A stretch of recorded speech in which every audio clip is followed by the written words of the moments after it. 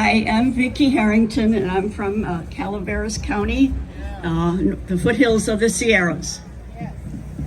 Oh, right. Okay, great. Okay. I had 2 abortions in the early 1970s. It was a long time ago, but sometimes it seems like yesterday. Some things about them I still never and will never forget.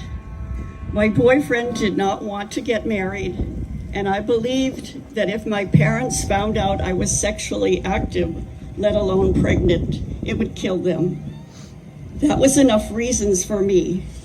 I went to New York because I lived in Massachusetts, and at that time, abortion was only legal in New York and California.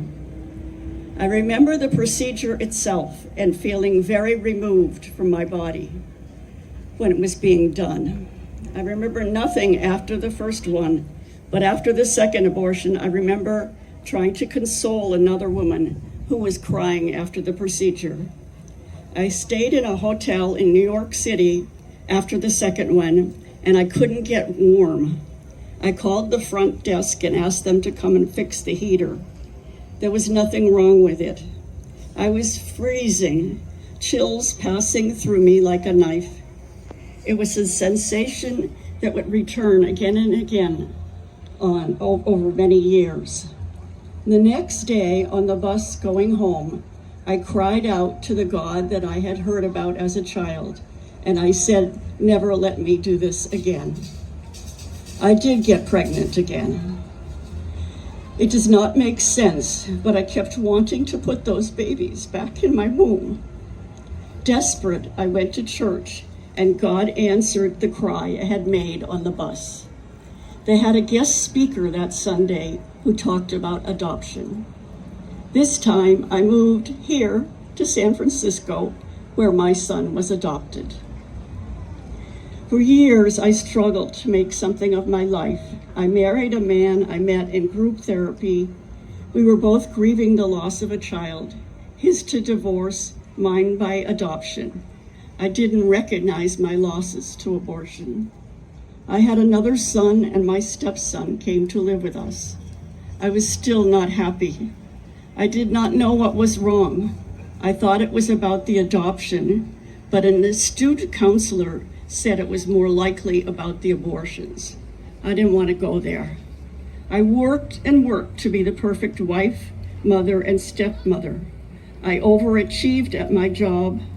I was still miserable, and my husband and children knew what people saw on the outside was not who I really was. During this time, I fought constantly with depression and thoughts of suicide. I took the training to be a pregnancy center volunteer, and I was told I would have to take the post-abortion Bible study before I could work with clients. I thank God that they made that rule, and I think they made it when they saw me coming. I took the study kicking and screaming, but finally, through the Bible study, I began to see how the abortions had affected me.